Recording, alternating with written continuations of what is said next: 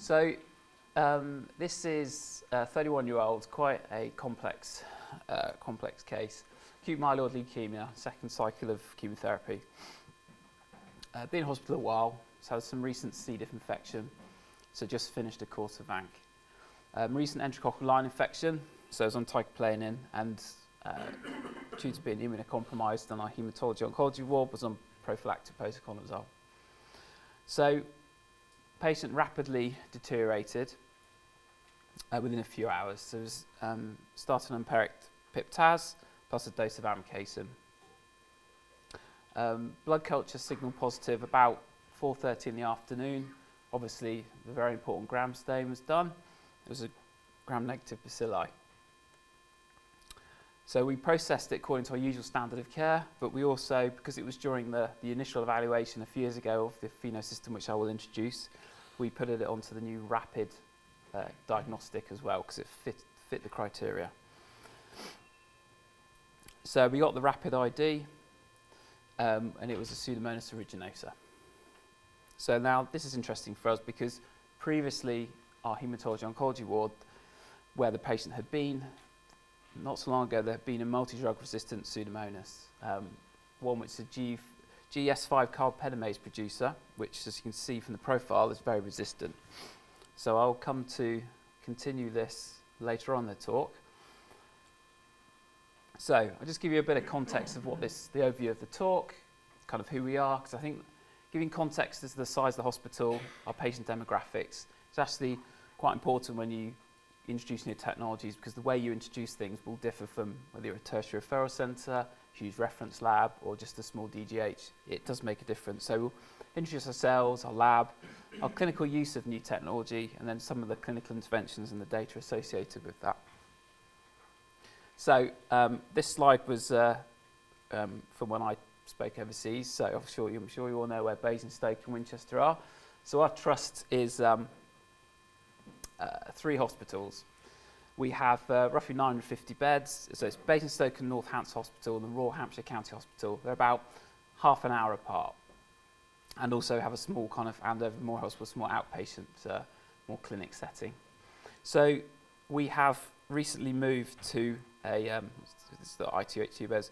So we provide microbiology, which is located in just one of our sites. So there again, we had some challenges for all of our diagnostics, but particularly blood cultures, because we have microbiology just located at Basingstoke. And we also do, obviously, the microbiology work for local GP practices and a number of private hospitals. So the Hampshire Hospitals Trust.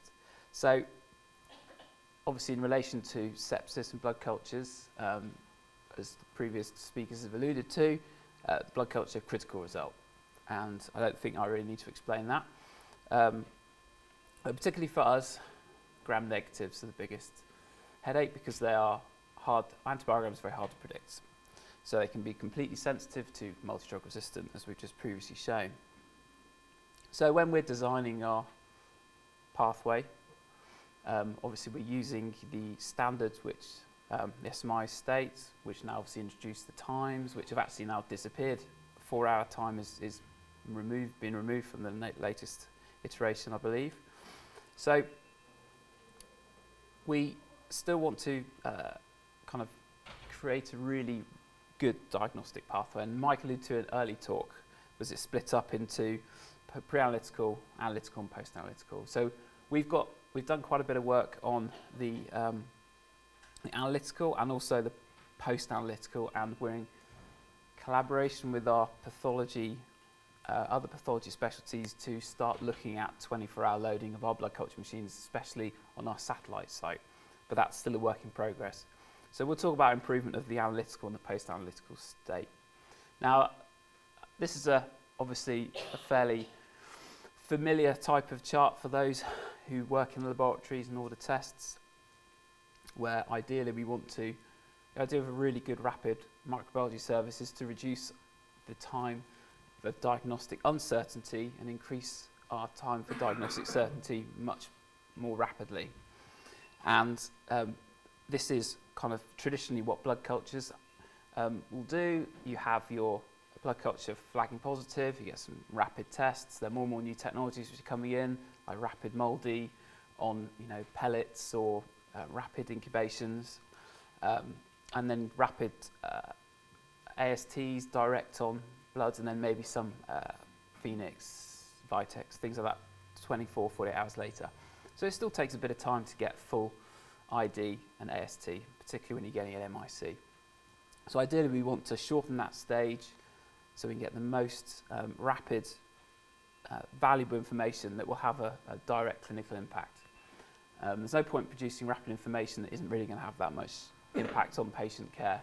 So obviously, as the other speakers have alluded to, having microbiological data improves outcome in bacteremias because you get direct improvement of the antimicrobial prescribing. So ideally we want to reduce that diagnosis uncertainty.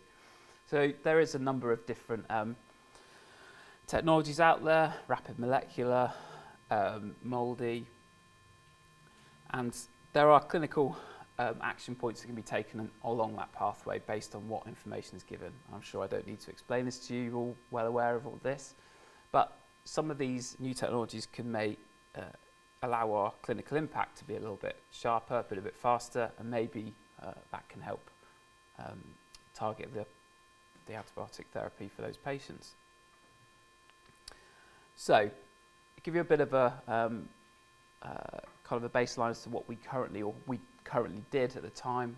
So we have bioMérieux blood culture incubators and gram stain, anything that goes positive, again, very standard. We have a few rapid bench-side tests which we would mainly have for gram positives. We don't currently, at the time, not have a MALDI. And so we had some rapid tests for Staph aureus, we do some for strep pneuma, we also did direct latex agglutinations for our streps, beta hemolytic streps. We'd also set up direct dissensitivities, and we would confirm our IDs on the Vitec 2 and ASTs, so generating MIC about 48 hours after positivity. So when we were approached and decided to look at ways to improve our rapid ID and sensitivity testing, we explored using the Accelerate Pheno system. So we designed an evaluation where we compared our standard of care with also the use of this rapid technology. So when we were kind of putting our heads together to think how best can we use a technology that's going to make the biggest impact, so get the biggest bang for our buck. There's a lot of cool technology out there that is novel but might not have a big impact, and obviously justifying the expense of incorporating some new technologies that don't really have a big impact is going to be harder to get past the people that sign the checks. So we always have to look at addressing an unmet clinical need.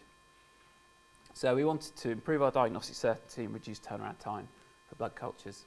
So there were kind of two main criteria here for the diagnostic stewardship improvements. So innovation, we decided to look to see what was out there. So once we decided on some new, to follow this pathway and get some new tech, we obviously want to collaborate and generate conversations with all the stakeholders, the clinical teams on the wards, so we can get everyone on board. So it's not just us giving technology to the users, they might not understand how best to use it, how it impacts the patient care. So we want to make sure that we're showing all the benefits to everyone. So therefore, when the business case comes through, the evaluation gets signed off, people are all on board, and so having everyone on board makes a big difference. So we want to improve patient outcomes, improve patient flow, decrease length of stay, all the usual tick boxing exercises that all the powers that be enjoy when you want to improve something. So just about all of our engagement, I think it's important engaging, and also the lab itself, because a lot of this new work has to be done by the laboratory, so it's really important to make sure that we're engaged with everyone in the lab as well.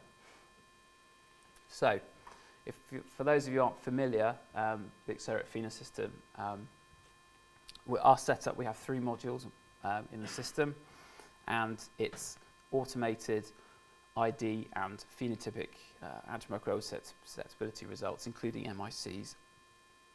in a very user-friendly way. So any kind of new tech that comes into the lab, we want to be very user-friendly, want to have low impact on the lab itself. Small footprint is also important. So this, if you want any more information on how it works, then Steve is at the back who can give you some leaflets, but I can give you a very little brief overview of how it works. Essentially, positive blood culture, 0.5 ml goes into the machine. It gets the red blood cells gets lysed, filtered out all the rubbish, and the bacteria or yeast that are present get immobilised onto a very fancy strip. ID is via fluorescent in situ hybridisation, old technology, very robust. And then the clever bit is a morphokinetic cellular analysis. So essentially, MIC susceptibility is done by monitoring the growth of various bacteria in conjunction with different antibiotics. So pretty clever and pretty rapid. So the ID determines what panel of antibiotics are challenged, and the antibiotic panels are pretty comprehensive and are always being updated. And the bugs are the usual suspects. Obviously, they're not massively exhaustive at this time, but they cover some pretty good usual suspects for bacteremia and sepsis. So the workflow, as I said, has to be simple. We didn't want to introduce something into the lab that was going to cause the BMS's a headache. They want anything. They're already working at the limit of their capacity, so they don't want anything too difficult. So, as a clinical scientist, I can't introduce anything to the laboratory which is going to cause strain because I'll get lynched. So it's got to be simple, fast, effective, and makes their life easier. Okay, otherwise I won't be popular. Like I said, blood culture bottle flags positive. If we have 2 bottles that flag in a very similar time, we will take 0.25 from both bottles, so we're combining anaerobic and aerobic. And then it's simply plug and play. And yeah, specimen prep, ID, and susceptibility. The full run time is 7 hours. ID is produced at about 1 hour and 20 minutes. So you get a report at 1 hour and 20, then you get full antimicrobial susceptibility, including MICs based on UCAS breakpoints at 7 hours. So this is just a little, essentially how it produces those MICs is it has high resolution photography of the growth curves of the individual bacteria that are pulled onto the various slides, and it's very clever. I'm not completely understand how it works. It is a bit above me, but it's very smart. And obviously it's important that this is all CE-IVD marked, FDA approved, and you can load in whichever criteria you want to assess the sensitivity, so CLSI or UCAS, and obviously always keeps up to date. So we designed our clinical algorithm. So I just want to make one point. This was never going to be this was going to augment current diagnostics. It was not going to replace all of how we process positive blood cultures. So this was just to have an impact on our sickest patients, where we would get the benefit of investing in those patients. So because we're mostly interested in our unpredictable gram-negatives, that would take up the bulk of our patients that would go through this algorithm. So obviously gram stain is still very important, and so this would determine whether we would use it. So positive gram stain, gram positive cocci, or gram negative bacilli. So there is what the kits are designed to pick up, and obviously whether it's in chains or clusters, it determines whether we'd use it. So looking maybe at Staph aureus or some streps. Now obviously we have some little rapid tests that can guide us. Because luckily the streps are still relatively easy to predict what the antibiogram is, it doesn't go on to give a strep phenotypic sensitivity. So our use of those for streps is probably less. We didn't run many streps on those. Again, having a rapid Staph aureus test didn't mean we didn't use very much for Staph aureus. And then obviously very lucky to have very few MRSA bacteremias again. That's more of an American kind of slant on the kits because it's an American company. So as you see, gram-negative bacilli were our main targets for this. incorporated with clinical details, clinical pictures. This was a consultant-only request add-on. So our kind of the clinical practice at Hampshire hospitals, so daily infection, clinical microbiology ward rounds. So the patient gets a visit, every single positive blood culture gets a visit from the microbiology team, and also ITU, HDU ward rounds daily. And our clinical lab works from 8 till 8, with obviously an on-call BMS that comes in for urgent specimens, generally CSFs. So positive cultures can read up to kind of like 10 o'clock if the on-call microbiologist happens to be in. So again, not 24 hours, we're looking to explore that downstream. So signal positive blood cultures were loaded 7 days a week onto the Accelerate if they fit the criteria I just on the previous slide. And the machine has been configured because it's not LIS compatible yet. An interface is currently being developed. We're helping to develop the first one with Clinisys. It emails a secure email to the on-call microbiologist, the result if it has come out of hours. So the on-call microbiologist knows that an Accelerate Pheno run is happening, so they can be alerted to expect a result at a predictable time. It's always going to be the same time. It doesn't produce a result at 5 hours, it will always produce at 7 hours, so they can predict when they're going to get a result.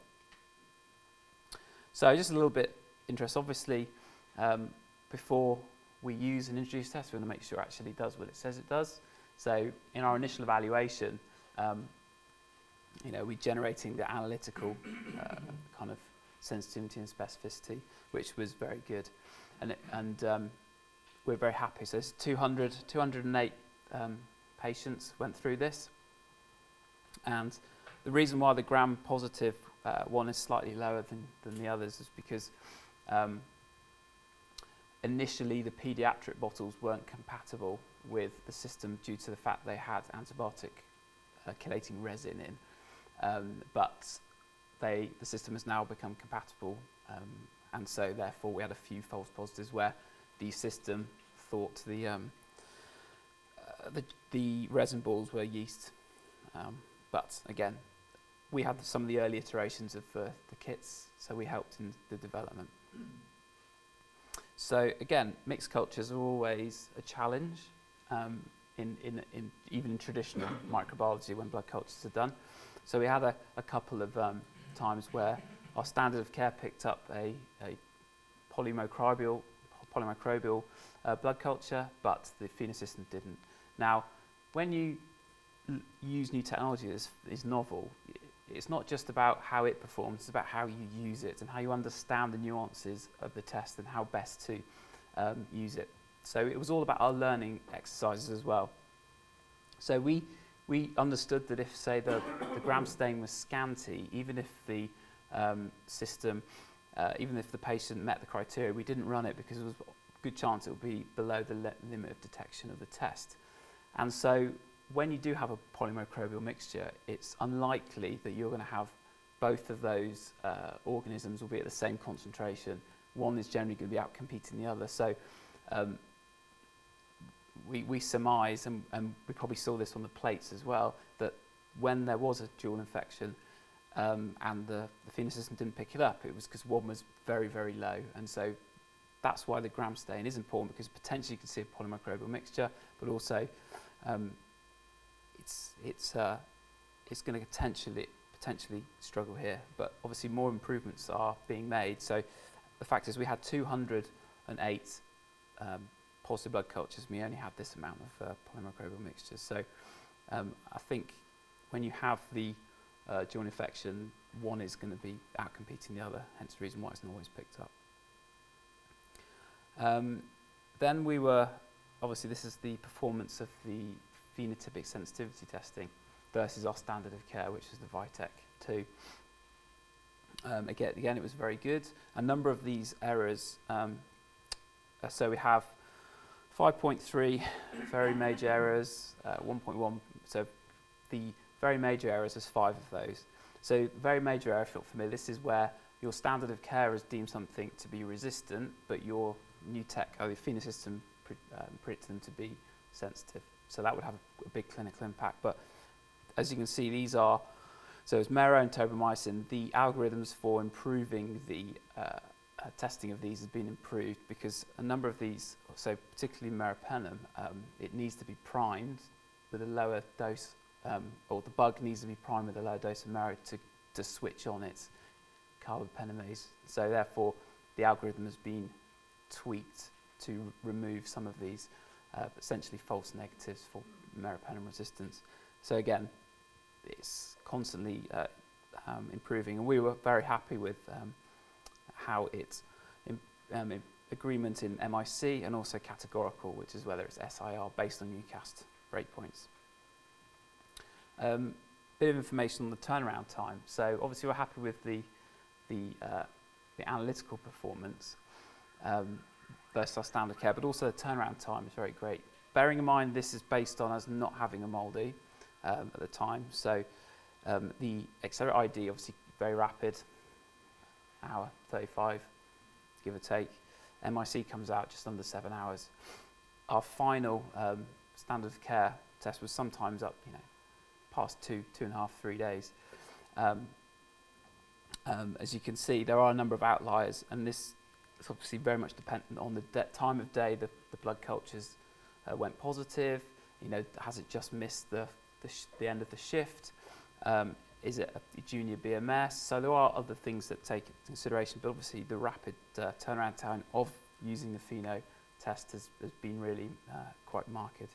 And obviously if you put in having a MALDI, then obviously that could improve your standard of care for getting more rapid ID, but for us it was also very important of having phenotypic sensitivity.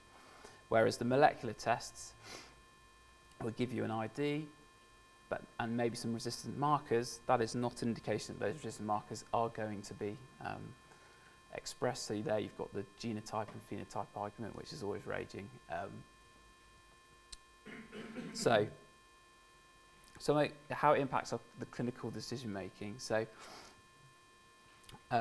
escalation is always easier than de-escalation when they have those, our team is having those conversations with the medics on the wards. People are more likely to escalate if you say you've got a resistant phenotype than de-escalate if you've got a fully sensitive E. coli and that patient is still very sick.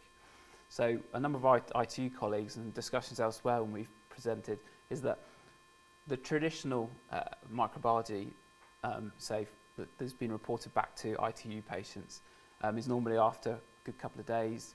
Those patients are starting to hopefully respond, and so therefore we're improving. So when you have a conversation to de-escalate, the intensivist is more likely to potentially agree. But if you're reporting results so fast, so much faster than they used to, the patient is still really ill, and so that you have to get a certain amount of engagement and trust in new tech to be able to say, actually this is definitely fully sensitive E. coli. Perhaps you can explore de-escalating. So there is also interesting conversation to have when you have far more rapid results when patients are still really sick.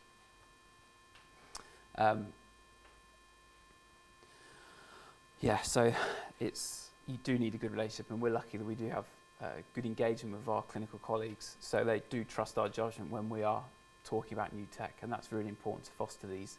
We certainly don't want to work in silos.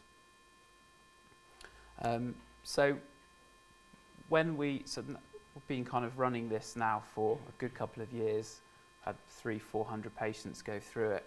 We're kind of we're looking and generating some really good data which we're close to publishing, but some of the kind of softer interventions we looked at, so optimization of treatment, narrowing of antibiotic spectrum, reduction of overall antibiotic use, IV to oral switches, and infection control interventions. We wanted to see how, so we looked at every single patient that had gone through this to see how having that rapid result actually had an impact here. Quite a lot of work, and also whilst we were doing this, we were also matched 200 patients who would have met the criteria but didn't go through the Pheno to be able to look and compare how those interventions, how the intervention of a rapid test, and that is pretty much finishing. I haven't got any of that data yet, but we'll hopefully be publishing and presenting that in the future. So the clinical interventions we had on a small subset of the patients, so we have 56 patients that have been fully analysed so far, and there were 115 separate interventions based on rapid ID and sensitivity. So obviously optimization of treatment, that is one where we've got specific phenotypic data based on that bug in that patient. So this is often 48 hours faster than you would necessarily have using traditional standard of care. So those patients were being optimized based on the rapid result. Narrowing of antibiotic spectrum, obviously important. Reduction of overall antibiotic use. So obviously our antibiotics for sepsis of unknown origin is amoxicillin, gent and met. So obviously potentially going down to a single agent has an impact there if we can find a source and get rapid ID and AST. IV to oral switches, some of those bugs where they have an intrinsic resistance pattern, so some of these AMP-Cs, if you get an Enterobacter, they can be potentially on switch to Cipro, for example. So, and also in infection control interventions, getting that rapid result on a resistance phenotype, you can get that patient into a side room much faster than they would normally. So this has an impact on costs, you know, obviously antimicrobial resistance and stewardship, and also on the sequin. So a bit of work we're still kind of crunching these numbers, but our kind of annualized projections based on at least 103 of those patients is that the save of 5,500 doses of tazocin. So at the time, obviously, when we were crunching these, tazocin was on the sequin reduction, and we were, as a trust, had quite a high consumption of tazocin. I think it's fair to say, Cordo, isn't it? And so we already had quite a large amount to reduce. So I can say that, so one of the standout parts of the stats from our comparison to the arm which didn't have Accelerate, that there was a statistically big difference in the amount of tazocin doses that were saved with this rapid. That's statistically significant. So again, 1,200 patient exposure days to multi-drug resistant organisms saved. So, and also the side effects and all the other things that can be attributed to less antibiotics is always a good thing. So the clinical action was a mean of 1.5 days earlier compared to a normal standard of care, which again can have a big impact on patient outcome. So back to our clinical case. I've got a few anecdotal cases now just to kind of wrap up where we found it particularly helpful, and I'm sure, as you can imagine, a number of these were calls at 5 o'clock on a Friday with a patient crushingly septic on ITU, so we were actually able to have some interventions there. So back to this patient who had a Pseudomonas aeruginosa, isolated from blood, was a haematology patient, was on the same ward where we had this nasty MDR Pseudomonas previously. So, sensitive to colistin and amikacin. Okay, so it was an intermediate to aztreonam. This was the same antibiogram as the MDR Pseudomonas we had previously. And this was the result came off at midnight. So it meant that I think it was a call from the team at 2 o'clock. So the patient remained febrile. So they stopped the piptaz and added in colistin and the amikacin. So this happened in the middle of the night. This obviously could have had a big impact on this patient. If they had to wait for sensitivity, those sensitivities to the next day, they potentially, could have had an impact. So it meant that we were also able to start an outbreak investigation faster because we were able to say this Pseudomonas was the same isolate, or at least same clone from the previous outbreaks.